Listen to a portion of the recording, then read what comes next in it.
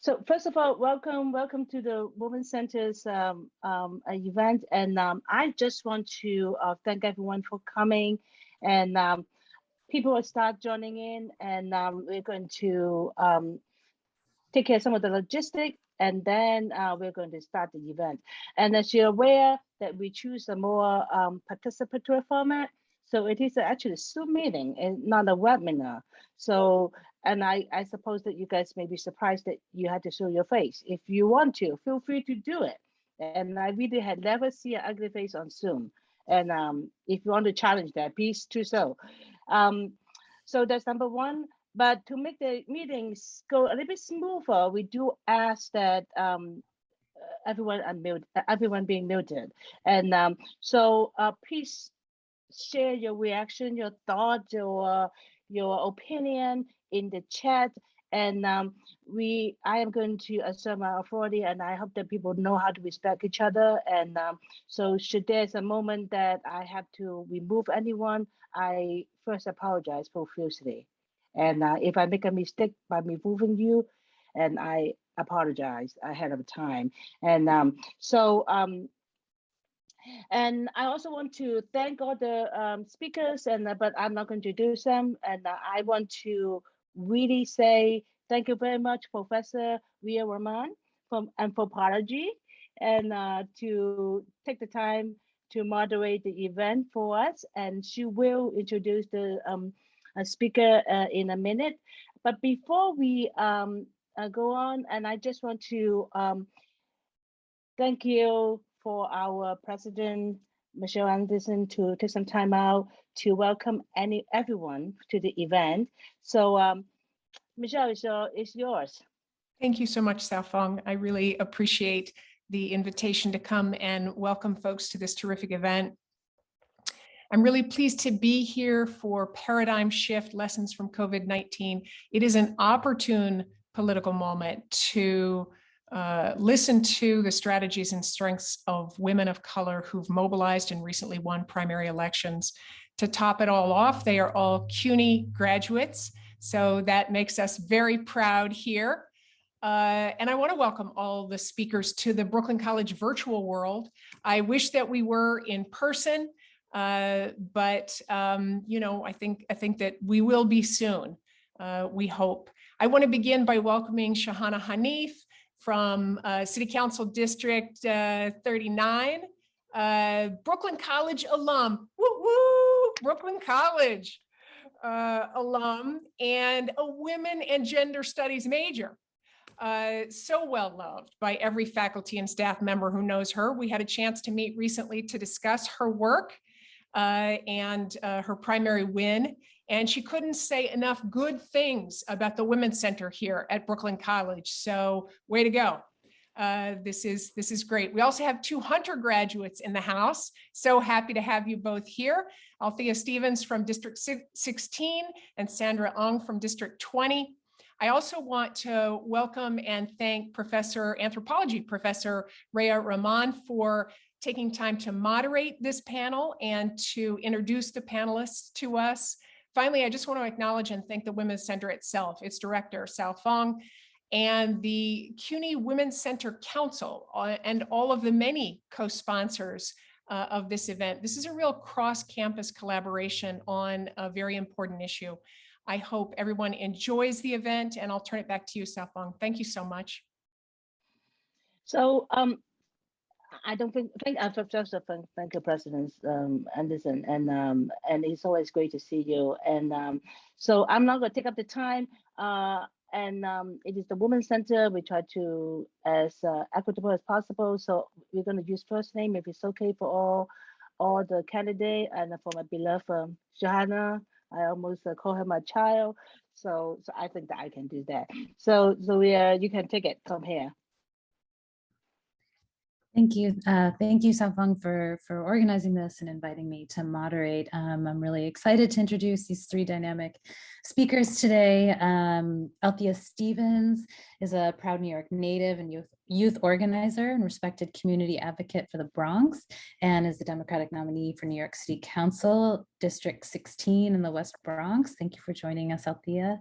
And also Sandra Ung is a lawyer, public servant, and community advocate who's devoted her life to serving the Queens community, and is the Democratic nominee for New York City Council, District 20. And last but not least, very excited to introduce Shahana Hanif, a Bangladeshi-American Muslim disability justice activist and community organizer, born and raised in Kensington, Brooklyn, and is Democratic nominee for New York City Council, representing Brooklyn's 39th district. So thank you all for joining us today. We're really excited. So the title of today's panel is Paradigm Shift, Lessons Learned from the COVID-19 Pandemic. And part of the call is called on us to challenge the doomsday views of the ongoing pandemic. So all of you are running campaigns in the midst of the pandemic, and we're up against what some might have thought were hopeless odds. I know I've spoken informally about some of your races and people, you know, before you won.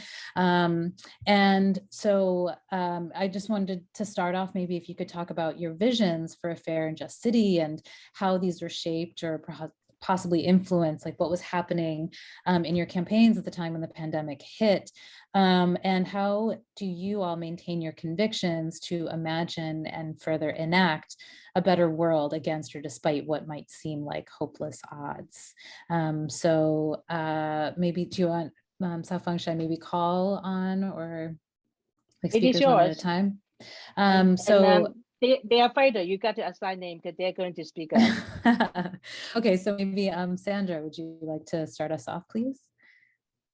Sure. So, yeah, Rhea, thank you for everybody for having me on today. It's really, as a proud CUNY alum, really honored to be here with everybody. CUNY actually has, going to Hunter College a long time ago, has shaped actually reasons why, you know, I'm committed to my community and why I wanted to run for public office. So one of the issues that my community has faced, you know, even before the pandemic, which was made worse during the pandemic, is the issue of language access. I came to this country when I was 7 years old with my parents, and English wasn't our first language. And at that point, you know, like a lot of things, I helped my parents out. Things like, how to access some benefits, like if they had questions, what to do. And that's something, I realized, and I think a lot of children, immigrant families do that for their parents. And that's something as, I grew up here, and then I talked to all my other friends. And then later on, when I worked with different elected officials' office, such as the Congresswoman's office, a lot of people from its diverse community come in and ask, how do they access the government benefits? How do they apply for the benefits that they deserve? And, even comes down to like, they're getting all these letters, like from Social Security, from Medicaid, from Medicare. How do they even read these letters? And I realized that was a struggle that, that many of members of my community face. I do come from a very diverse community. Also, one of the largest APA senior communities. So imagine that you're a senior, and English is not your first language, and and you need help, and you don't know where to go. So when the pandemic hit, I think the pandemic, really accentuated those problems, right? So, the perfect example is the vaccine rollout. When the vaccine rollout first happened, you expect seniors to go online to apply, to like make an appointment. And then furthermore, like English is not your first language. The vaccine rollout was not, at the beginning, available for people, that speaks different languages. And that's also just one of the many examples of, how the pandemic, like it exacerbated every issue that the city is facing.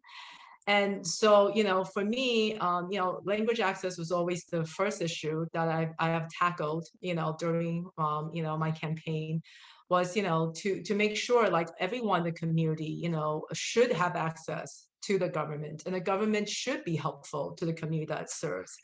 I think, unfortunately, over, time, you know, the community has seen like the government has not been there for them, has definitely not been there for the immigrant community. And that's something, you know, if elected, that's something I want to change. I do want to change that, you know. I want to show that the government should be there for the community, and should provide access to the government. It shouldn't be this mysterious, I need help, where do I go, right? You know, we should be out, you know, the government should be saying, hey, you know, this is what we can do to help you. And I think, you know, this is something I want to do. And sorry, I'm just giving you a very broad answer to the question. But moreover, I think, Professor Rahman, you did ask at the beginning about like how the coronavirus, you know, pandemic has affected the campaigning. And, you know, was there times, you know, when, you know, you face, like, you know, I faced difficulties in the campaign, and did I want to give up? You know, I did decide to run for office like in May of 2020, which it was a couple of months right after, you know, the whole pandemic really hit its full force. And, you know, at that time, yes, and I'll say for the students here, yes, there were times when I was thinking, is this the right time to do this? Is this the right moment to do this? I have 2 senior parents living at home. I remember my friends are like, you're going out to campaign, what will happen to your parents? Um, and there was a lot of, you know, look, there was a lot of, you know, like a lot of back and forth, you know, in my own mind, about whether I should be doing this, you know, whether I should be going out, you know, and, you know, it's just really a good time to campaign. You know, but, you know, I would just say, you know, we could, you know, go through trials or tribulations of campaigning during the pandemic.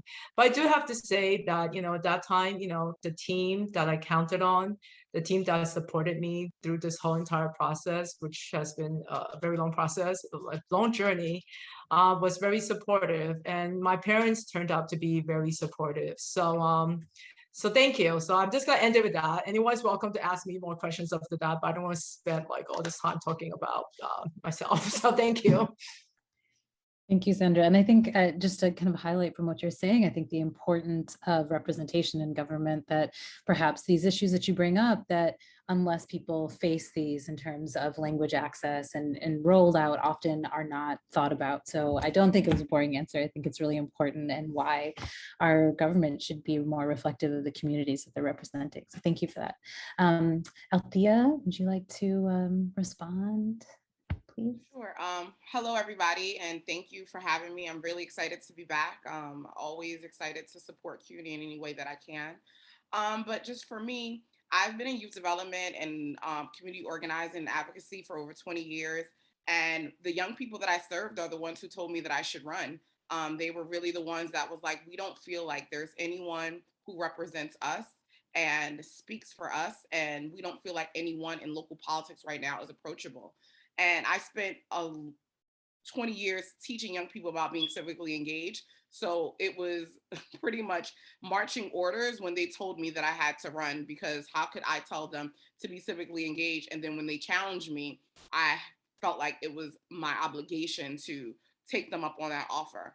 And it was a hard run, right? Like I don't come from politics, and I don't come from a world where I understand like even where to start. And so for me, it was like, how do I do this?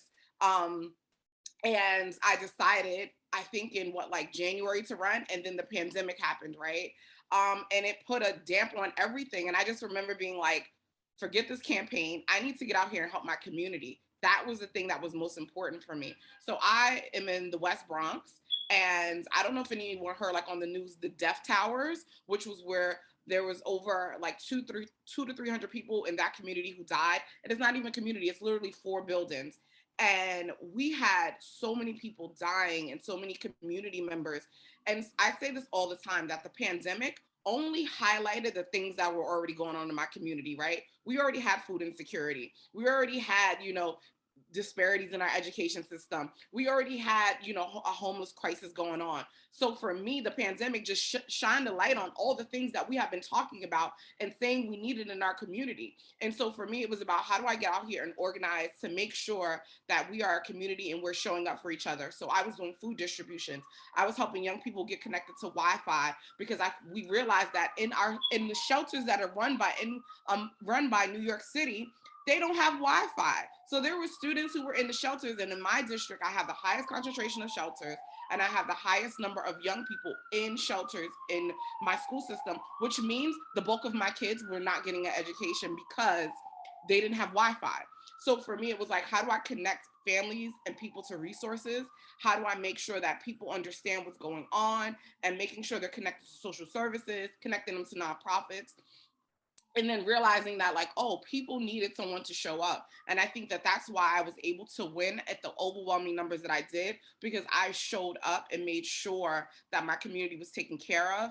And the same way I did during the pandemic, I intend to fight for them to ensure that in District 16, we get everything that we should have been getting already and what we already deserve, and make sure that we get our fair share of the pie. Because my district and my community for too long has been ignored. We were the essential workers that were out there going to work when everyone else was working from home. We have the highest number of people who work in retail and work in supermarkets, who work in hospitals, and who were out there on the front line. And so for me, how can we call them essential workers during the pandemic, but then not give them everything they deserve after? So that's my task, and that's what I'm ready to do. And I'm just, ready to get to work and fight for my community.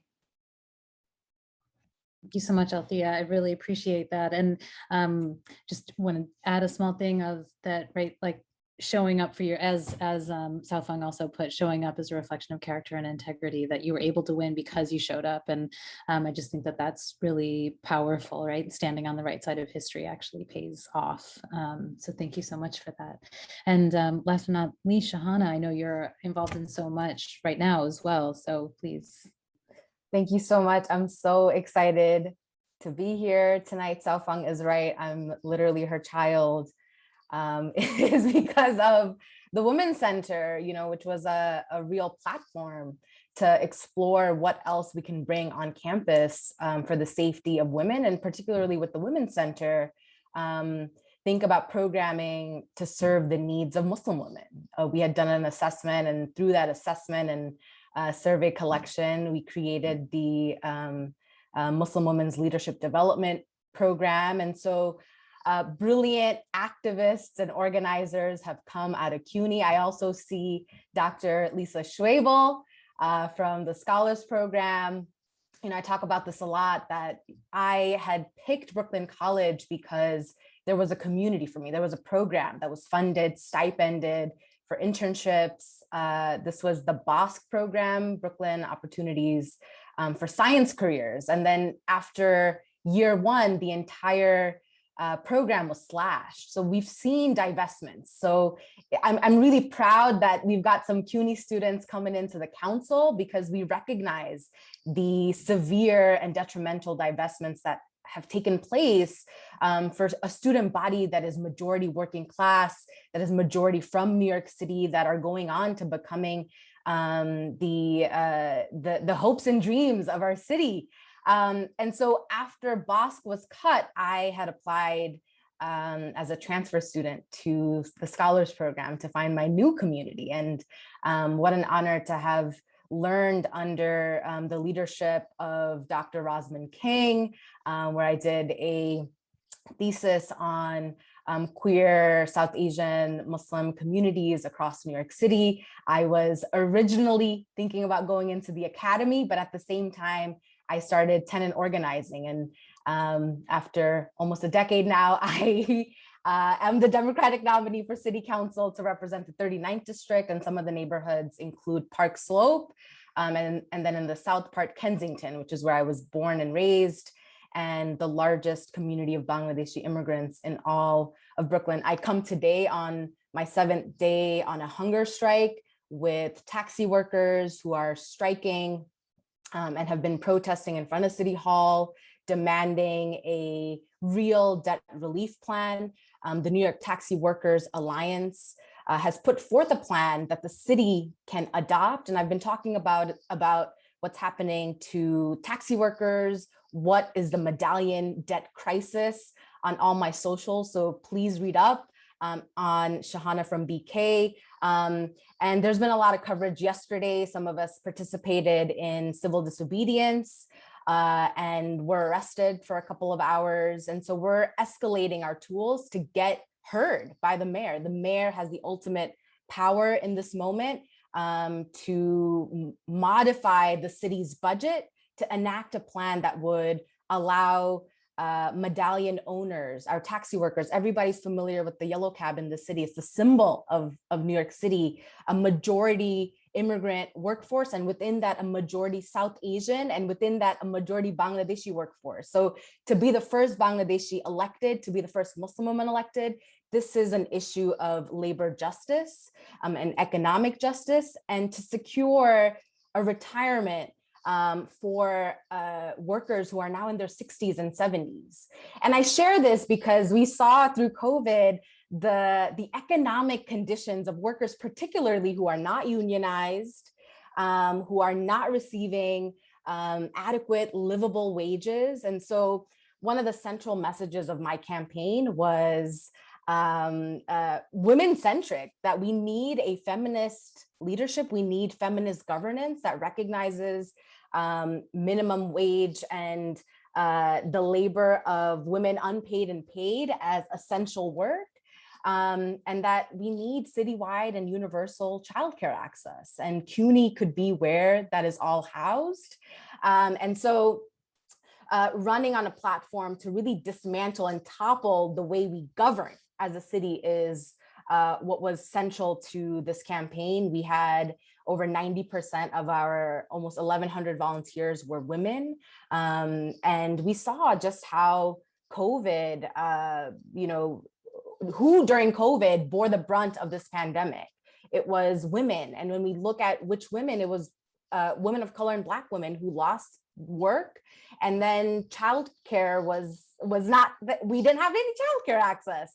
And so to think about right now, a city council that will have 30 women elected, this is historic in the city council, out of 51 members, now 30, going from 10 women out of 51 to 30 women, should give the folks in this room a good picture around what will be the priorities of this incoming city council.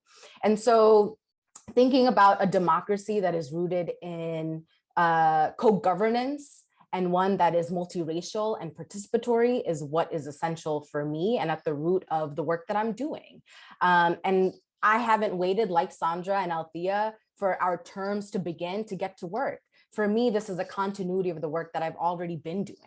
And through COVID, like my incoming colleagues, we had to pause fundraising. We stopped fundraising. I had actually announced much earlier than most of my colleagues. My district has only been represented by white men. And the perception was, oh, Shahana, Bangladeshi, Muslim, young, can't win, not in this district. And so I had to work twice as hard and to get, receive the boulder that was COVID was a real shock to think about how do we strategize? How do we build the broadest coalition to really bring people out in what is an important election? Because this is the first time in many years, at least 12 years, that we've seen this overturn of the administration and this many incoming folks. My district, it is in my district where we receive some of the highest voter turnout in the entire city. So I recognize that this is a district where there's a lot of privilege. This is a district that is majority white and affluent with chunks of working class communities. And so I'm coming in really thinking about what does cross-class organizing look like? What is building a multiracial democracy through building broad coalitions look like? That is the work that we need to do in the city to really dismantle systems that continue to prioritize big banks and corporations. We've got to really think about what does looking after working people look like. And that commitment is so exciting to do in coalition with Althea and Sandra.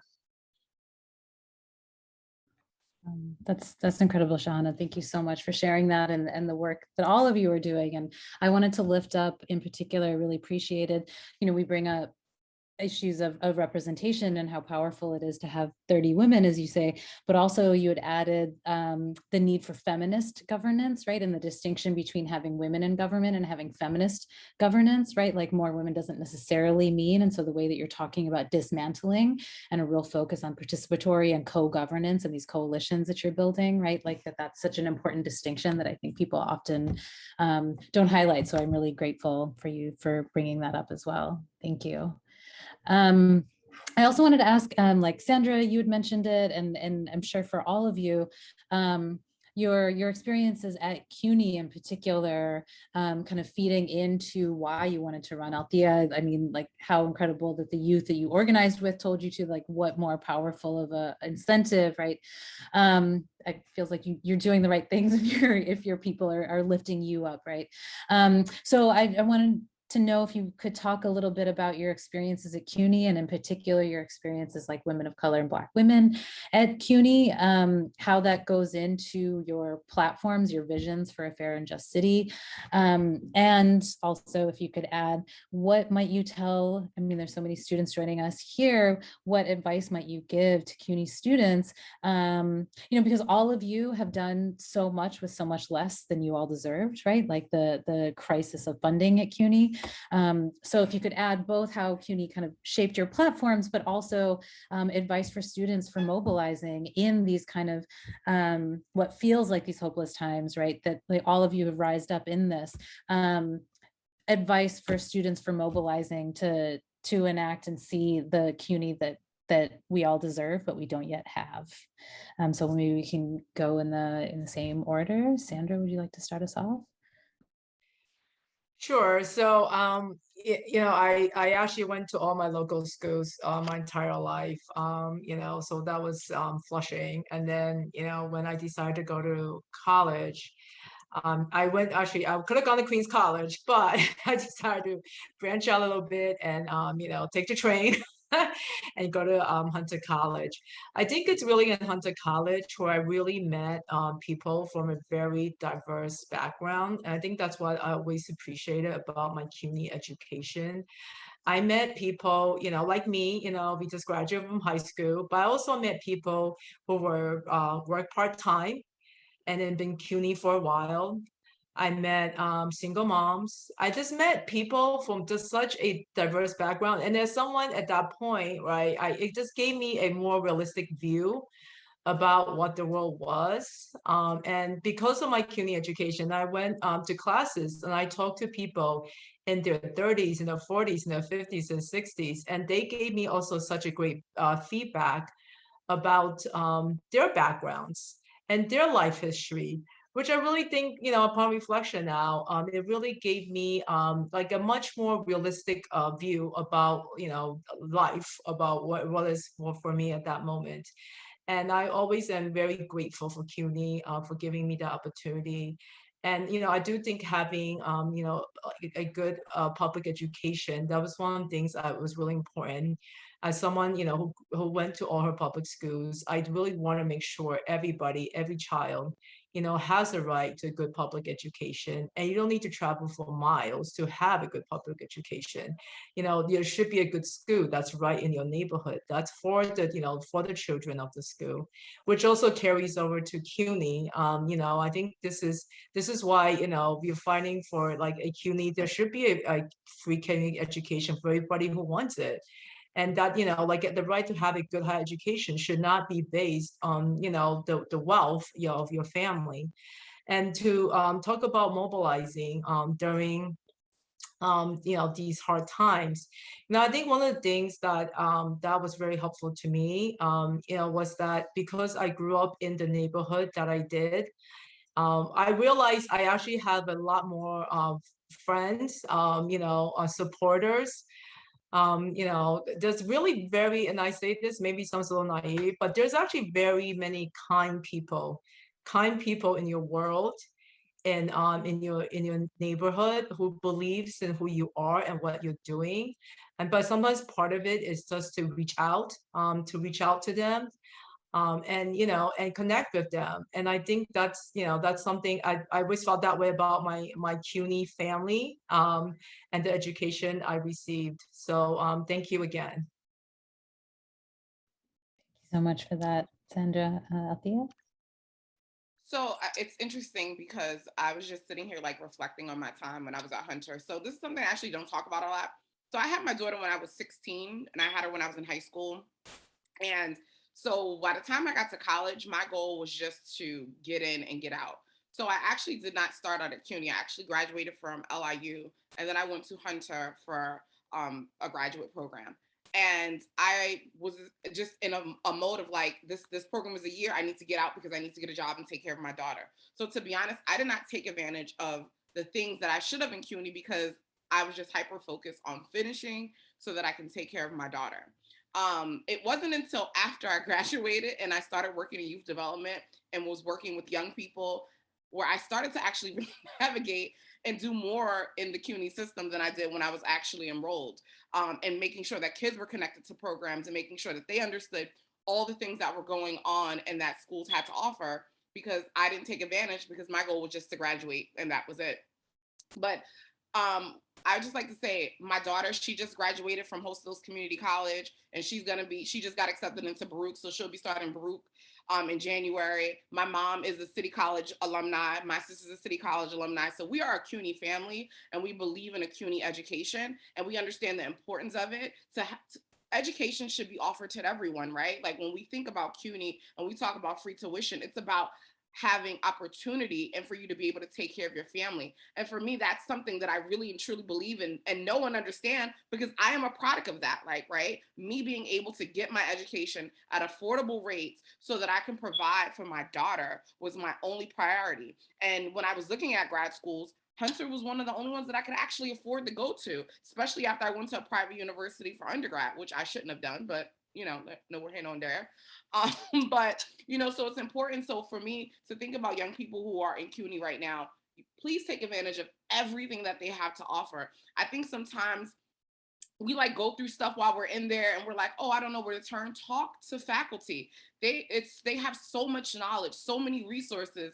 And to be honest, I wish I would have probably dug back a little bit more when I was in school but I didn't, but I understood that, right? And so understanding how to connect yourself to the different resources, the different programs they have to offer, anything that you need, talk to your faculty. And a lot of times they can pretty much help you navigate you through those systems. But, you know, like I said, I 100% believe in CUNY. And so for me, it's thinking about how do we make sure that we as a city is continue to invest in CUNY education, making sure that this is an option, and also kind of tearing down this narrative, because even some students feel sometimes when you talk about CUNY, it's like, I'm not going there. It's like, well, why not? And really having to talk students into it. I remember having to talk a few students into going to CUNY and they didn't understand the prestige of actually receiving a CUNY education and being able to leave school and not be $100,000 in debt.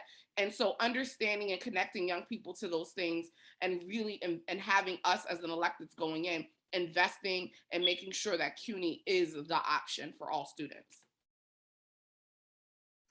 Thank you. And I wanted to highlight in terms of what you were saying of kind of not knowing, right, that's also not just on you, right? Like there's social conditions under which you were like, get in and get out. And so it's really, right, like hard to even know what resources are accessible, and that with more actually investment in CUNY, more people would even be able to know what actually is offered. So thank you. Shahana. Thank you. I loved everything Althea shared. Really appreciate you, Althea. CUNY saved my life. I mean, growing up, I was in a sheltered household. There wasn't much, intellectual debate. What I thought about issues, my opinions weren't necessarily prioritized.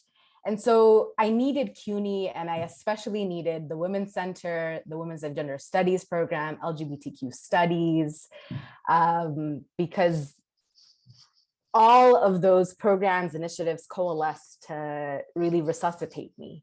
And so I came in, I picked Brooklyn College, and that also wasn't the dream. The dream was never to stay in Brooklyn. Because of the conditions I grew up in, the dream was always to leave Brooklyn and to, go somewhere away from home, go somewhere away from my family, and in the pursuit of this sort of liberation, this sort of, opportunity to be me, to find me, to better understand who am I, what do I like, who do I want to be in this world. And at 17, I was diagnosed with lupus.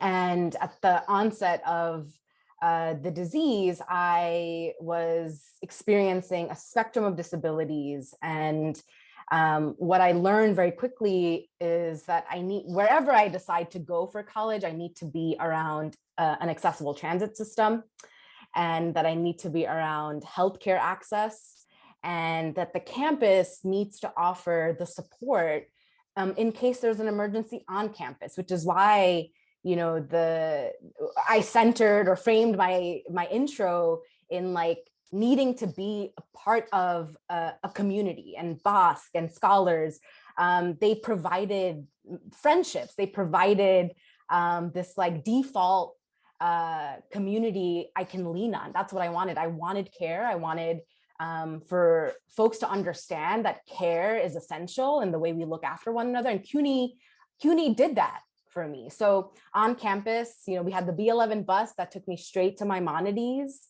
And then on campus, we have the Center for Student Disability Services. And, women's and gender studies professors, because it's interdisciplinary, I was friends with anthro professors, to sociology professors who, when I started interning and needed accommodations at these internships, or thinking about the way, when I understood what kind of care I needed in the workplace, I was able to have these conversations with sociology professors. There was an internship I was participating in where there was abuse happening, and I was deathly afraid of reporting to HR or even confronting supervisors. And I immediately went to some professors who offered insight on what my rights are and what I could do. And so I just have a lot of love for the professors who teach at Brooklyn and across the CUNY system, because they're New Yorkers. They come from the experiences and impact of everyday people. And so I appreciate the opportunity I had to really expand my, thinking about who I want to become, and ultimately recognize that in city council, higher education must continue to be a priority. Right now, it's the state that doles out more money or has more jurisdiction around the funding getting allocated, but there's so much at the council level that can happen. And during my conversations with the PSC and with students on campus, with President Anderson, with Sao Fung, I talk a lot about my priorities to support, the Haitian Studies Institution, the Women's and Gender Studies program. We've seen cuts coming out of those initiatives and programs, needing individual or providing individual capital resources for maintenance on campus, the LGBTQ Center at Brooklyn College, and staffing and supporting the need for staffing, and not just staffing for a short period of time, but thinking about recruitment and retention of faculty of color, and particularly Black faculty on campus. And so a lot to do for the council, and it's exciting that I'll have these tools to really think about how we're an effective council that looks after CUNY. One of the reasons I got plugged into the Women's Center is that there was a rape incident near campus. And I was blown away that there wasn't information on campus that this incident had taken place. And I wanted to know if there was anybody sharing out information on what to do to be safe, if there was conversations happening. And I immediately went to Nava and South Phang, and I was like, what are we doing? What is the campus doing? Was there an email sent out? And so Brooklyn is my political home. It's one of my original political homes because it was where I became an activist. And Brooklyn, I don't know about the other CUNY schools, but Brooklyn, we're always having protests. We were always rallying something and somebody. And so I really appreciated the opportunity to rally around the issues that were hurting or painting the student body, and the ways in which our faculty and professors showed up and stood with us. We were showing up for our professors too, and that was important. And so that incident really brought life into recognizing the Women's Center, which is one of the oldest in the nation, like not just within the CUNY system, in the nation, that needs more resources. And so for me, like mobilization and the support I've received reminds me where young people and students across our experiences need support on our campuses. And so I just look forward to continuing that collaboration to ensure that student voices are front and center, and that we're continuing the fight for a more equitable student life. Because what happens on campus isn't separate from what's happening in the world. And so how do we really collaborate with the issues that are impacting our communities together and make the campus a sanctuary campus, a Black affirming campus? These are all issues that have mattered all along for years and generations. So CUNY was where I found myself, and I deeply appreciate my roots there. Thank you so much, Shahana. Before I say anything else, I wanted to invite, especially students, we'd love to see your questions. If you have anything you'd like to ask our speakers tonight, please put questions, comments in the chat. We have about 15 minutes left, so I have a few more. But I wanted to say, Shahana, I'm really grateful for everything. All of you have said, in particular, right, like this history at Brooklyn, right? The reason we have an Africana and Puerto Rican and Latino study is student mobilization and protest, and that you know, we can. So much of our political climate, and in particular a neoliberal political climate, keeps asking all of us to do more with less. And what I'm so grateful that all of you have said is all of your campaigns signifying refusing to do more with less. All of, Shahana, everything that you brought up in terms of, I mean, to say CUNY saved your life is no small feat. And then those aspects of it, of public transportation and healthcare and feeling safe, and that every single student deserves to feel safe, and broadening that out, right? That there are ways in which we all know certain students are not expected to have the same kind of comfort and safety on campus, and really advocating and thinking seriously about what that means to extend it to the entire community. So it's humbling and honoring to hear all of your visions. If I could, maybe one last question. So, and all of you have kind of touched on this, that we know that COVID-19 did not create the social inequities that we've seen. They have highlighted them for some people. Althea, you had mentioned, right, like that this didn't already, your community was facing houselessness and underserved in so many ways. And in a lot of ways, the pandemic really exacerbated those existing social inequities. And Shahana, you'd mentioned this as well, that in this, the most impacted were the already most marginalized. And all of your campaigns and everything that you've shared with us tonight talk about a strong community mobilization and engagement, and that, you know, it wasn't that mobilization detracted from your campaign, but that you highlighted really is what pushed you to kind of win these primaries. So I just wanted to sort of ask, how do you see your community organizing in relation to your overarching political strategies?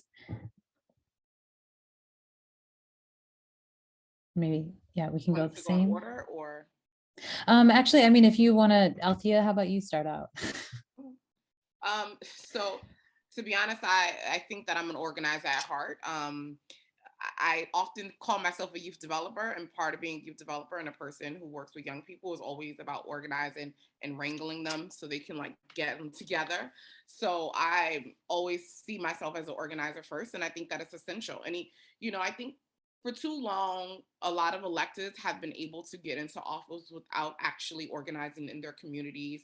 And to be honest, I think a lot of electeds have thrived off of like not having people engaged in the electoral process because it's easier for them to win, right? If you have a smaller win number and there's a smaller pool of people, then it's a lot easier for you to win. And I see that a lot, and I believe that to have been the case a lot in the Bronx, where you see that a lot of the people who are in power, their values don't really align with some of the things we talk about in our communities, right? Like we have some people who have been in power for a very long time, and you look at the things that they talk about, and then you see the community, and you're like, well, those things aren't aligning. Those things don't make sense.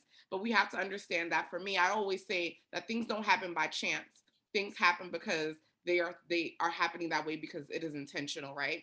And so for me, I believe it's been intentional that people have not organized my community, have not had them engage in the electoral process, have not done education around that process, and have benefited from it, right? Like even when you think about ranked choice voting, that was another obstacle that we had to face in our races, because this was the first time we had ranked choice voting being done citywide.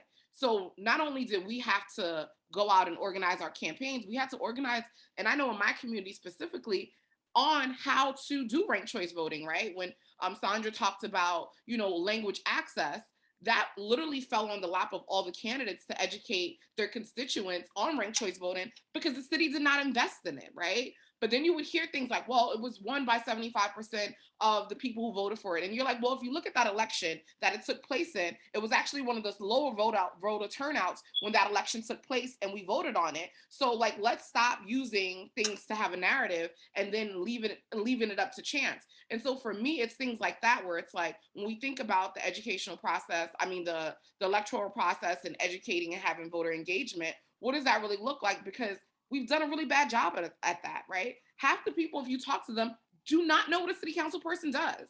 Like I have talked to so many people and they're like, well, what is a city council person? What do they do? Right? And like, but when you think about it, where would they have learned that? It is not taught anywhere. It is not common knowledge. It is not something that they're taught in school. It's not regular conversation.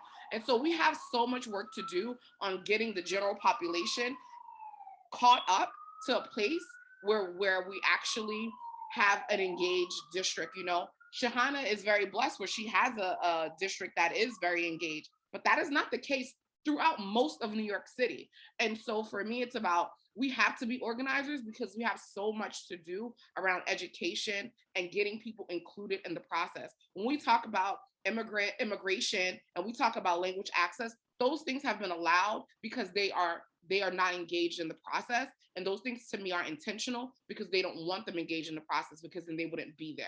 So for us, being organizers and engaging our community and having things be participatory is important for us, because for us, we want our people's voices to be heard, where that has not been necessarily the case in the past.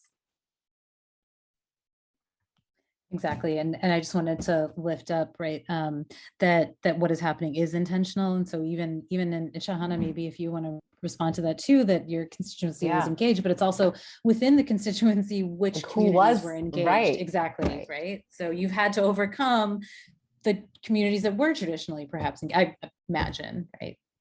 For sure. And we ran a campaign to bring in voters who have never come out in a primary election. And when you look at the data on what the likelihood is of a new voter constituency to come out, it is 0. And so I think folks in the room have read about Stacey Abrams's effort in Georgia, going around with the whole bus to register folks, but even registration alone doesn't get people to come out. And what we've done as across levels of government is deepen the distrust and make it so that immigrant communities and Black and brown folks across communities in New York City don't come out to vote. And in fact, the US was created so that folks like Sandra, myself, and Althea don't vote. Women weren't allowed to vote. We had to fight for that one. We have to organize and demand the right to vote. And so right now I take very seriously that we are in a place where we have organized, we have fought for this right.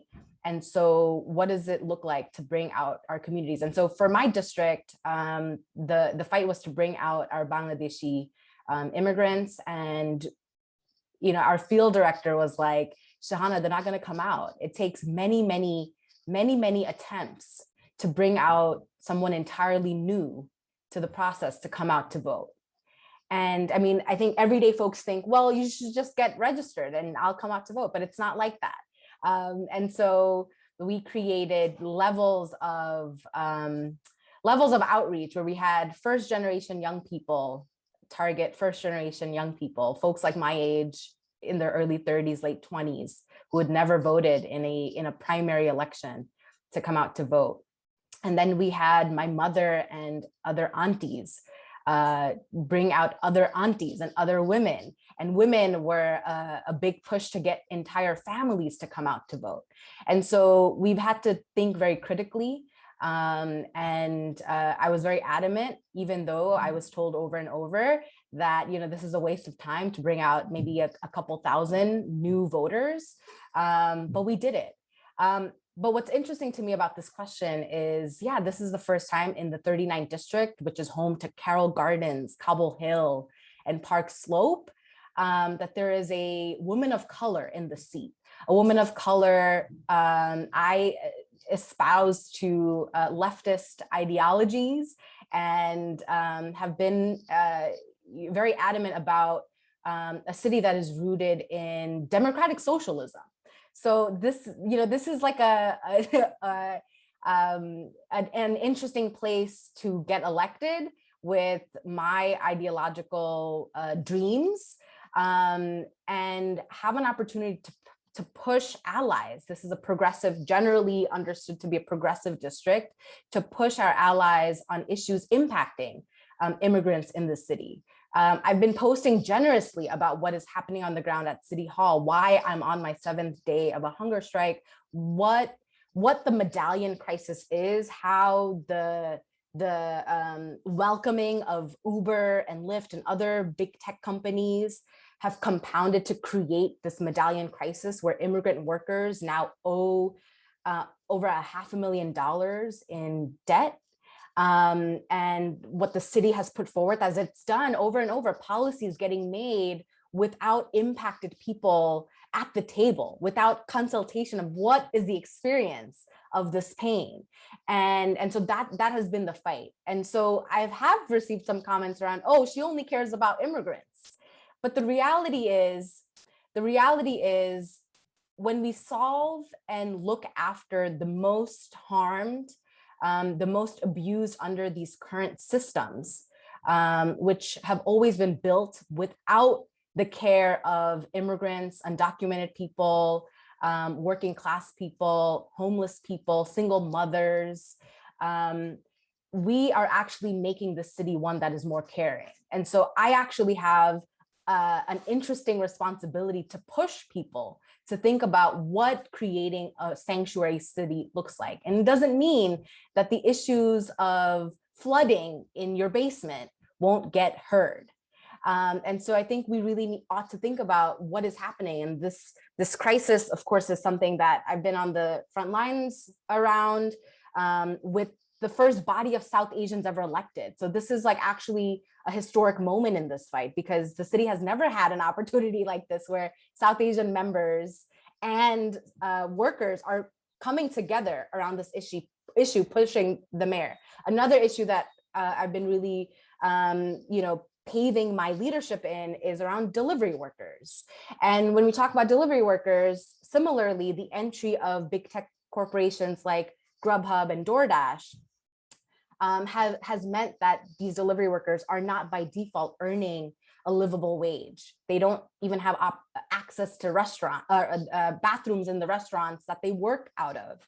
And a couple of weeks ago, we passed through the city council a sweeping legislative package that finally will begin a study to guarantee livable wages and access to restrooms, basic human rights for workers.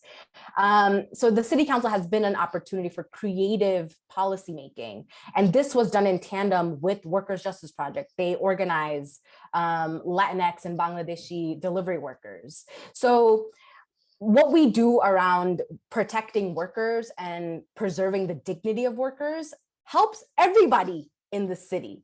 And that is how I look at organizing and my role in governing at this moment. And it's really exciting to me because both of the campaigns I described, I've been directly in contact with workers. And that is the way governance should be happening at all times.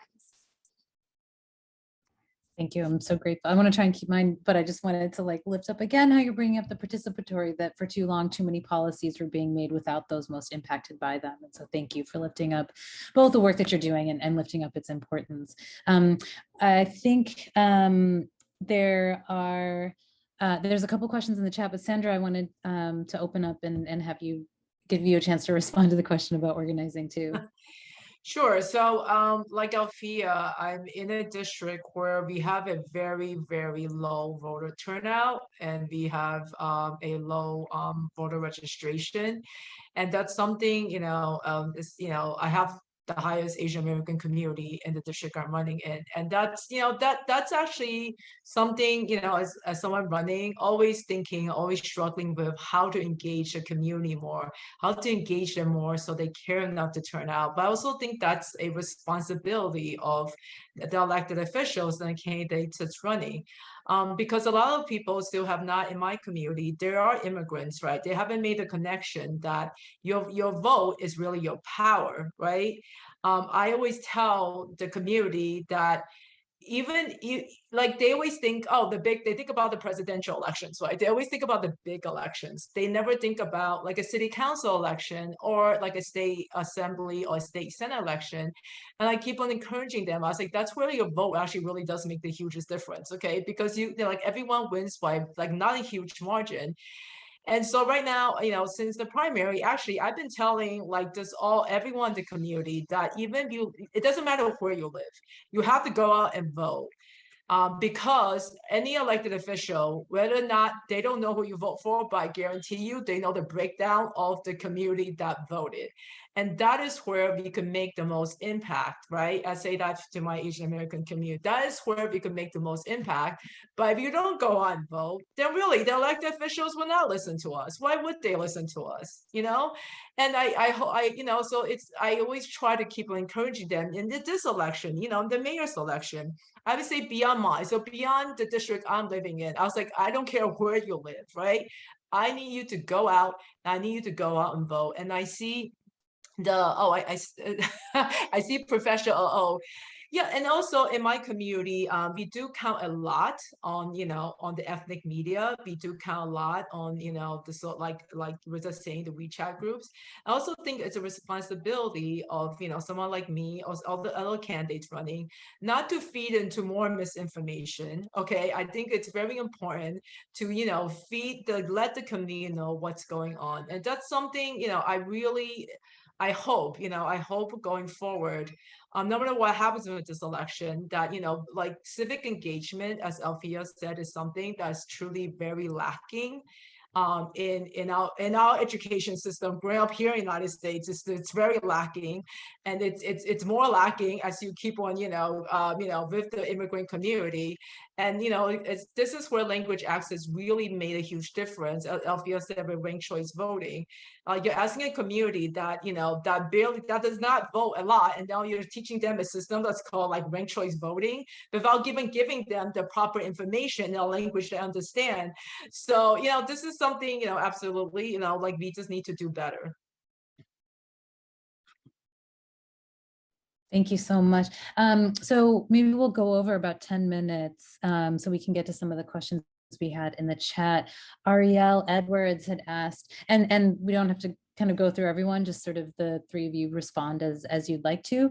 Ariel had asked, throughout your political journeys, how did you avoid shrinking your voices as women of color in a field traditionally dominated by white men?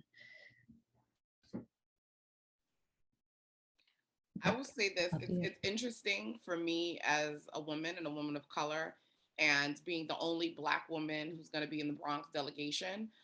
For me, I feel like I have pushed more into myself than I ever been, because I understand the importance of my voice being heard and that perspective being a part of the conversation. I think that sometimes we do feel like we have to shrink ourselves, but for me, I feel like I'm like playing so much bigger than I have before, because I understand the importance of what I need to do and the assignment that I've been told I must complete. It's really hard. It just has not gotten easier. And to pave essentially my own path, right? Like where I represent first Muslim woman, first Bangladeshi in the slate of first ever South Asians in New York City's 400 years, you know, it is a lot to hold, to think about like, what's the path I want to carve out, and it paired with constantly getting told, you know, how my predecessor has the biggest shoes to fill. I'm constantly reminded of how smart he is and policy wonk and biggest shoes. And in those moments, I think about the fact that I was born and raised in Brooklyn. I know Brooklyn. This is my home. The community raised me. I went to schools, public schools in the district. I went to CUNY Brooklyn College, and that I have a story. We all have stories, and to reflect on the story of what that path and that initial onset for me, lupus, and then even thinking before lupus, 9/11, growing up as a Muslim young person, 10 years old, in PS 230, without a clue about how life would completely change because I'm Muslim. And those experiences have helped shape the Brooklyn I know, the Brooklyn that I've been fighting for, and the communities I've gotten to know in the fight for racial, economic, and social justice for immigrants, queer people, women. And so I think about the fight and the courage that I'm bringing to the game, the knowledge I'm bringing to the game here, that I'm actually not coming in soft. And so there have been many moments where I feel really nervous, you know, to talk to people, because I'm like, will I like be able to get my thoughts across in a coherent manner?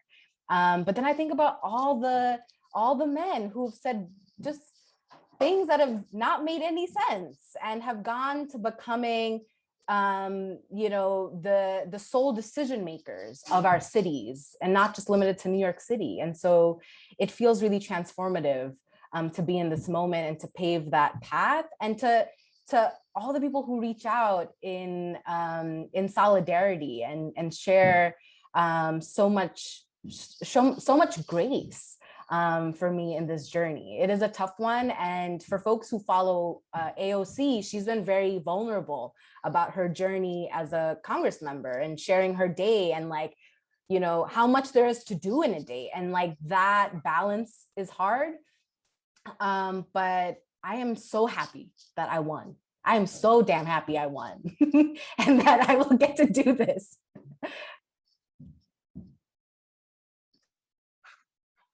So when I started running, actually the majority of my opponents were all male. So when I started running, I think one of the biggest criticism I was facing was, well, you're nice, like you're a nice girl. You know, that's always the nice, you know, what they say, you know, oh, like you're nice, right? And that was seen as such a drawback, like I'm a nice person, I'm a nice woman, right? So that all that means, if those two things are existent, I would not be a good leader, right? That was always the assumption. And that's something, you know, look, I've been fighting against that since, you know, campaigning has started. And back to what Shahana says, I remember this. Anytime there's a job opening, and I remember talking to my girlfriends about it, my girlfriends or I would go, oh, am I qualified? You'll go through the resume, you know, and I could tell you without a single doubt, and men will apply for that job, even though they don't fit 50% of what that job qualification was for, right? And that I knew. So just, so always in those moments when I have these, thoughts in my head and the thoughts of the community saying that to me, I always say, you know what? I know I'm qualified. I know I'm the best qualified person for the position that I'm running for. So, that's just my, to every woman who's running, that's my biggest, my biggest like advice to you is, trust in yourself, be confident in yourself. And that's, and be, and the women that has, all the women that on the Zoom here today, and all the other women, we've been so supportive of each other during this process that, that's also been really helpful. Thank you all. Such powerful answers, all of you. And I want to just get maybe one last one. Another student had asked, Jawaria Tahir had asked, and Althea, you talked about this. How do you enter public office without any prior political experience? How did you overcome any feelings of being lost, if there were any?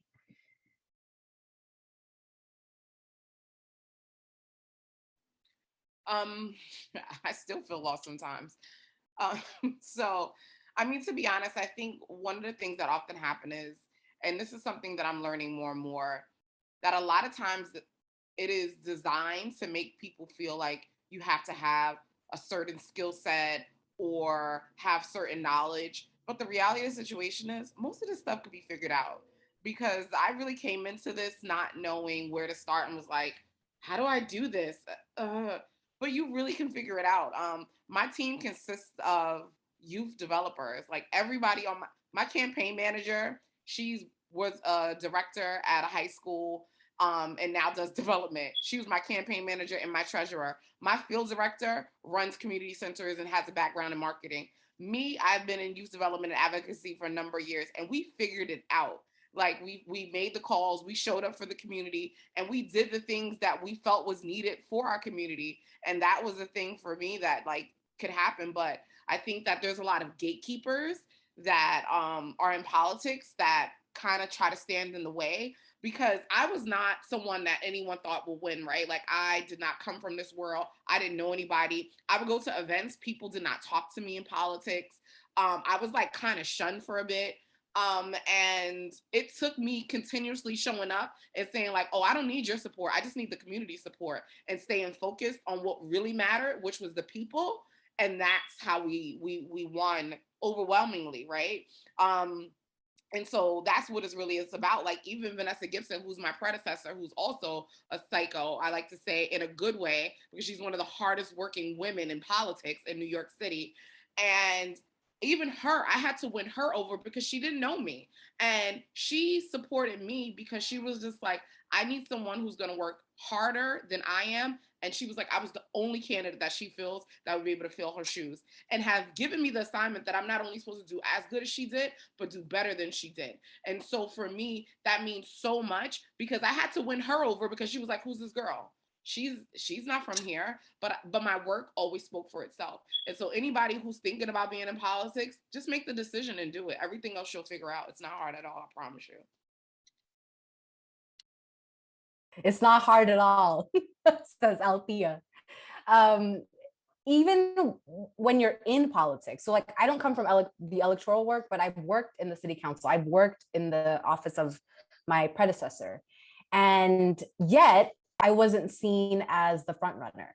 And for candidates, white candidates who are coming out of, who would announce their candidacy as being a former staffer in their predecessor's office, they were by default just understood to be the front runner.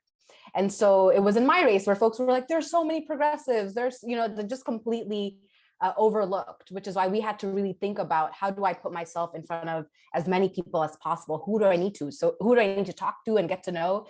And we did twice as much work, three times as much work in order to really get seen and run visibility campaigns to put my name out there, which is why we had coverage at Teen Vogue, the New York Times. We really tried to outsource all of our skills, bring in, non-political affiliated networks into the game to really put myself out there to have a broad reach. And so the thing that I love about what we were able to do with my campaign is that it was non-traditional. It was not the way, not done in the way in which traditional politics is done, where we look to, you know, the big consulting firms and folks with the biggest pots of money to bring in what we need to run a successful campaign. We look to the daughters and sons of taxi workers who donated, and so we were doing the thing that I knew was how I want to govern, and that it needs to look like the what I'm saying out to the world around just my visions and what I'd like to do is actually what I'm doing in practice to bring in that kind of constituency into electoral work. And so for whatever you're interested in, I mean, reach out to our offices and connect. And we're all now, because government has become a little bit more accessible on social media, follow us, think about the issues you mostly care about. Of course, in the council level, we're operating with so many different issues. You might be interested in, you know, a more specific issue like climate and want to build with an environmental justice organization. There's really so much expertise in our neighborhoods, and really thinking about what you want to do is essential to really starting your journey in politics.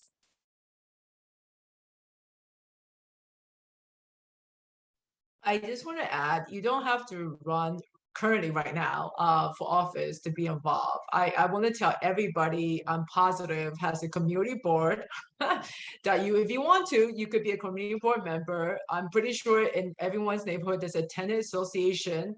There's also a lot of civic organizations out there. I think that's really actually a really great way to get to know your neighborhood more and to know, like, you know, how to really engage with people on a very grassroots level.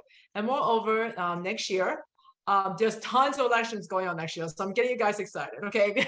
Next year, there is a governor's race, there is a lieutenant governor's race, there's a state, Senate, congressional races, all going all over the place.